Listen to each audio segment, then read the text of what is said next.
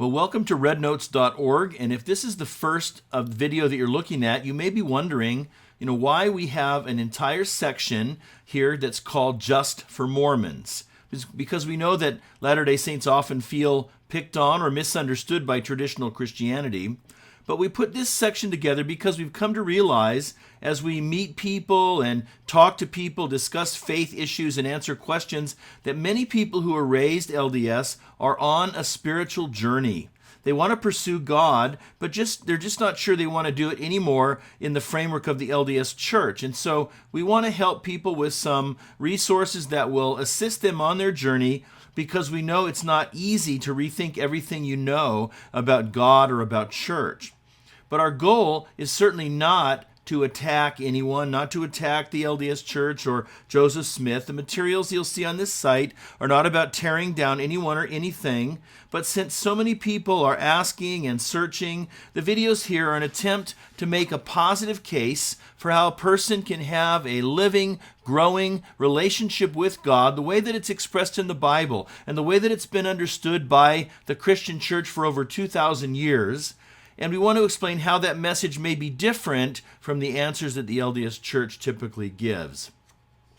Now, we believe that there are many good things about Mormonism and certainly about the LDS people, but that there's also much that traditional Christianity has to offer to people in religious systems like Mormonism that people may not actually realize is there. And so that's why we're calling this video Good News for Latter-day Saints. And I want to mention 4 things that you might discover as you journey toward traditional Christianity that you will find to be good news. The first one is transcendence. I believe that all of us have an inner desire to acknowledge something greater than us. And we're this way because we were created to worship God. People seek that transcendence in many, many different ways. And yet Mormonism collapses the distance between God and man. It reduces the transcendence by envisioning a God who's just a better version of us. And yet what we find is that there's a peace that comes from finding our proper place in the universe as finite creatures who worship a magnificent, infinite God. And we believe that this transcendence that the human heart longs for is best found in traditional biblical Christianity. Now, the second thing is intimacy with God.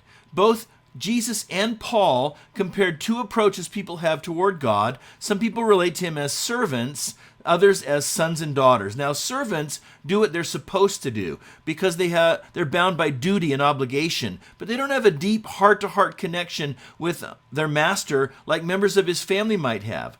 Whereas sons and daughters also obey, but they have a delight in their Father, and that delight leads them to an intimacy with Him, an experience of sharing hearts and lives, and it becomes a joy, not an obligation, to obey Him. And so we want to invite LDS people who are looking for a different kind of relationship with God to come into an experience of joyful intimacy with Him. The third thing is security, confidence, because we know that Mormonism has this grand vision of what people can become in eternity. But no Latter-day Saint can actually really know in this life where they stand with God, whether they have really done enough to merit exaltation or not. And so what traditional biblical Christianity offers is an assurance that comes not from our own efforts, but from the promises of a loving God, and that we can be confident and secure of our eternal destiny based on God's mercy, not on our own merit. And the fourth blessing that we want to offer to our LDS friends is related to that. It's the good news of God's grace lavished on us in Jesus Christ. In many religious systems, the weight of responsibilities and expectations of duties and ordinances, commandments can become crushing, and the pressure to perform can be crippling.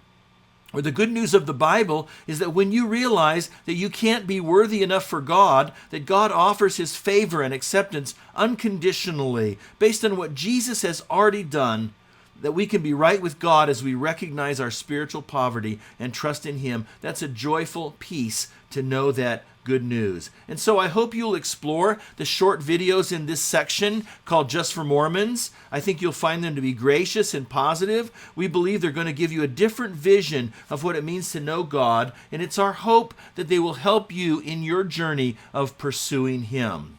And now we want to suggest, as at the end of every video, that you might pause the video here and think about these questions for discussion or discuss them with others. Thanks for tuning in. Have a wonderful day.